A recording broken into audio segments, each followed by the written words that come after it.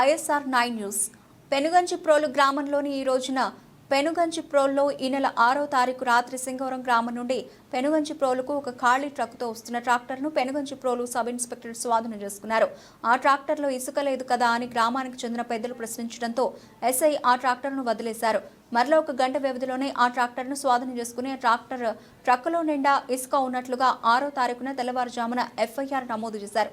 ఆ ట్రక్కును ఒక ప్రముఖ నాయకుని ఆధీనంలో ఉన్న కాంటమనేని ఫంక్షన్ హాల్లో గత 5 రోజులుగా అక్కడే ఉంచారు. ఈ విషయమై ఉన్నతాధికారులు వెంటనే స్పందించి పెనుగంచిప్రోలు పోలీస్ స్టేషన్లో సీసీ కెమెరాలు వాటి ద్వారా నమోదైన సీసీటీవీ ఫుటేజ్లను ఉన్నతాధికారులు స్వాధీనం చేసుకుని ఎస్ఐ స్థానికంగా ఉన్న కొందరు నాయకులతో చేస్తున్న అరాచకాలను విచారణ జరిపించి ఆయనపై తగిన చర్యలు తీసుకోవాలని పెనుగంచిప్రోలు తిరుపతమ్మ అమ్మవారి దేవస్థానం మాజీ చైర్మన్ నూతలపాటి చెన్నకేశవరావు, ఆంధ్రప్రదేశ్ రాష్ట్ర నెట్ క్యాప్ కార్పొరేషన్ మాజీ చైర్మన్ వేల్పుల రవికుమార్ అధికారులు కోరుతున్నారు.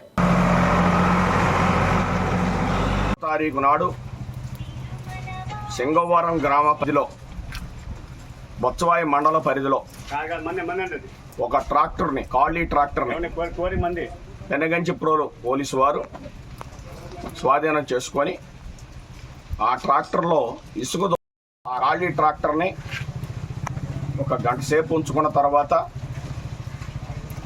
కొంతమంది పెద్దలు జోక్యం చేసుకొని అది ఖాళీ ట్రాక్టరు, మీరు ఖాళీ ట్రాక్టర్ని ఏ విధంగా అదుపులోకి తీసుకుంటారని అడిగినప్పుడు దాన్ని వదిలేయటం జరిగింది. మళ్ళీ తర్వాత ఒక అర్ధగంటకే మళ్ళీ ఆ ట్రాక్టర్ని పోలీసు వారు స్వాధీనం చేసుకొని కంటమనేని వేణుగోపాల్ అనేటువంటి ఆయన ఒక అది తోట ఉంది, మామిడి తోట. ఆ మామిడి తోటలో ఆ ట్రాక్టర్ని వాళ్ళు అక్కడ ఉంచడం జరిగింది. ఆ మామిడి తోట ప్రస్తుతం ఈ గ్రామానికి చెందినటువంటి ఒక నాయకుడి చేతిలో అది లీజులో ఉంది. ఆ రోజు తెల్లవారుజామున ఆ ట్రాక్టర్ నిండా కూడా ఇసుక ఉన్నట్లుగా పెనుగంచిప్రోలు ఎస్ఐ రాంబాబు గారు ఒక తప్పుడు ఎఫ్ఐఆర్ని నమోదు చేయడం జరిగింది. గత 4 రోజులుగా ఆ ట్రాక్టర్ ఆ మామిడి తోటలోనే ఉంది, ఖాళీ ట్రాక్టర్. దాన్ని ఈరోజు మార్నింగ్ పొద్దున్నే ఒక జేసీబీతో సహా ఆ ట్రాక్టర్ని తీసుకొని వెళ్ళి ఇసుక లోడు చేసే దానికోసం పోలీసులు ప్రయత్నిస్తున్న సమయంలో ఈ పెనుగంచిప్రోలు గ్రామానికి చెందినటువంటి పూర్వ ప్రముఖులు, మాజీ ట్రస్ట్ బోర్డు చైర్మన్ గారు, తిరుపతమ్మ అమ్మవారి దేవస్థానం చైర్మన్ గారు, ఇది ఖాళీ ట్రాక్టర్లో పోలీసు వారు మీరు ఎలా ఇల్లీగల్గా ఇసుక నింపుతారు అని చెప్పేసి ప్రశ్నించడం జరిగింది, అడగడం జరిగింది. అప్పుడు స్థానిక ఏఎస్ఐ శంకర్రావు గారు ఎస్ఐ గారికి ఫోన్ చేసి కేశవ గారికి ఇవ్వగా ఈ సంగతి తేలుస్తాను, మేమే కేసు కడతానని ఎస్ఐ గారు బెదిరించడం జరిగింది. గత నెల రోజుల నుంచి స్థానిక ఎస్ఐ గారు ఈ గ్రామంలో కొద్దిమంది వ్యక్తుల చేతుల్లో మరి ఆయన కీలుబొమ్మగా మారిపోయి పోలీస్ స్టేషన్లోనే అనేక మంది ప్రజల్ని ఇష్టం వచ్చినట్టు కొట్టడం, హంటర్తో కొట్టడం, లాఠీలతో కొట్టడం, అదేవిధంగా తప్పుడు కేసులు పెట్టడం, సివిల్ పంచాయతీలు చేయడం, సివిల్ పంచాయతీల్లో తలదూర్చడం ఈయనకి నిత్యకృత్యం అయిపోయింది. నాలాంటి నాయకుల్ని, కేశవ గారు లాంటి నాయకుల్ని, ఎవరైనా సరే ప్రశ్నించేటువంటి నాయకులు ఎవరున్నా వాళ్ళ మీద కూడా అక్రమ కేసులు. ఎస్ఐ గారి అండతో కొద్దిమంది ఈ గ్రామంలో ఒక 3-4 నాయకులు ఒక అడ్డాగా ఏర్పడి సివిల్ పంచాయతీలు చేయటం, దారుణంగా డబ్బులు వసూలు చేయటం, వాళ్ళ ఇష్టరాజ్యంగా చట్టాన్ని వాళ్ళ చేతుల్లో తీసుకోవడం జరుగుతుంది. ఇప్పుడు మేము ప్రశ్నిస్తున్నాం, ఈ ట్రాక్టరు ఖాళీ ట్రాక్టర్ని ఇసుక ఉన్న ట్రాక్టర్గా ఎస్ఐ గారు ఏ విధంగా కేసు కట్టారు? ఇప్పుడు ఏఎస్ఐ గారు కూడా ఇక్కడే ఉన్నారు.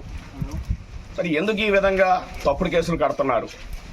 ఎస్ఐ గారు ఇంత తప్పు చేసినా కూడా మరి దీనికి చట్టం ఏం సమాధానం చెప్పుద్ది? ఇటువంటి తప్పుడు కేసులు కట్టిన ఎస్ఐ గారి మీద ఎటువంటి చర్య తీసుకోవాలి? రాజ్యాంగం ఏం చెప్తున్నది, చట్టం ఏం చెప్తున్నది? ఆయన ఇష్టం వచ్చినట్టు కొట్టవచ్చా?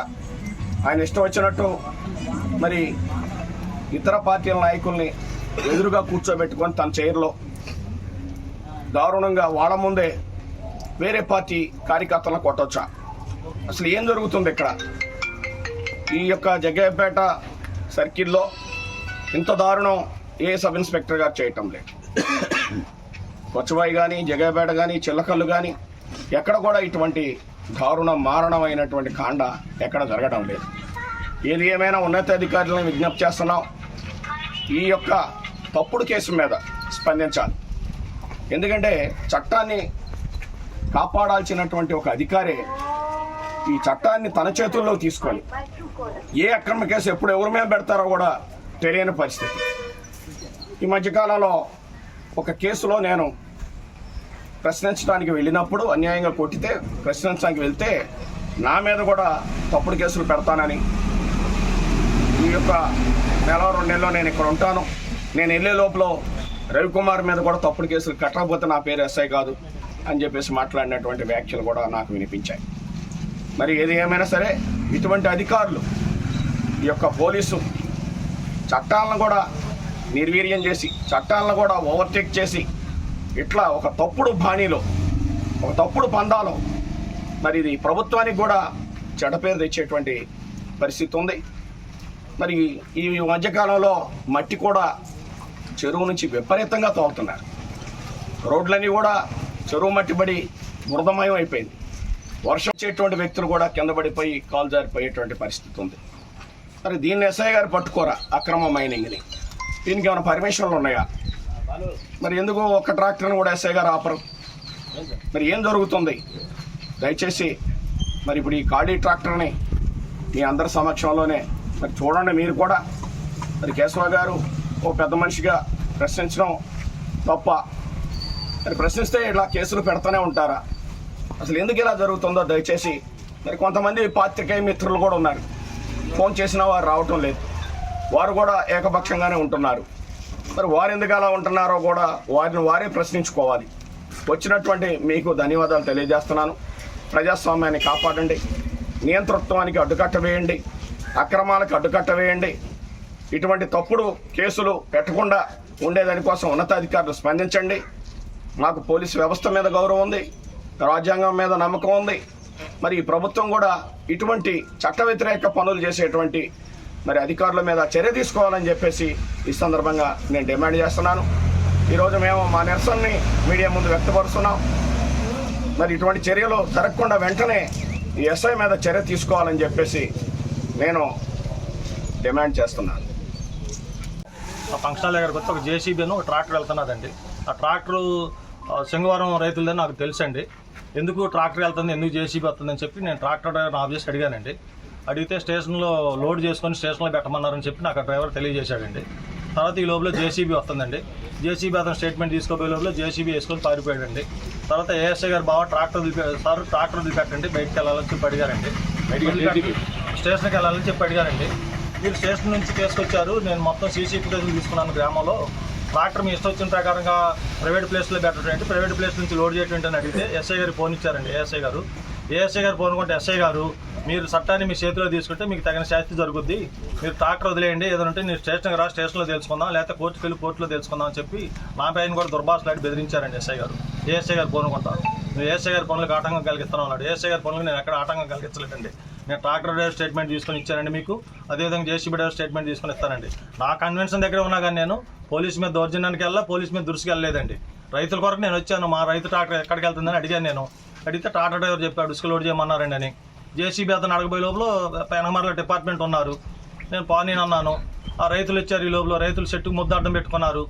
ఏఎస్ఐ గారు ఫోన్ ఇస్తే ఎస్ఐ గారు ఆయన ఇష్టాన రీతిగా నువ్వు స్టేషన్కి రా, నువ్వు బండి ఆపితే నువ్వు చట్టాన్ని చేతిలో తీసుకుంటావా, ఏమనుకుంటున్నావు నువ్వు ఏఎస్ఐకి ఆటంకం కలిగిస్తున్నావు అని చెప్పి నా మీద చాలా సిరుకోపంగా మాట్లాడి బండి వదిలేకపోతే నీ మీద తగిన శాస్తి జరుగుద్ది, నీకు తగిన చట్ట ప్రకారం నీ మీద చర్యలు తీసుకుంటానని చెప్పి నన్ను చాలా కోపంగాను దురుసుగా మాట్లాడారండి. నా మీద ఒక స్థానికుడిని గౌరవ కూడా లేకుండా మాట్లాడారు నన్ను. నేను రైతుల కొరకు వచ్చాను, నాకు పార్టీల నిమిత్తం లేదండి. నేను ఏ పార్టీ ఉన్నానో నేను రైతుల కొరకు ఎక్కడికైనా వెళ్తాను. నేను నాకు పార్టీలతో నిమిత్తం లేదు నాకు, అదండి.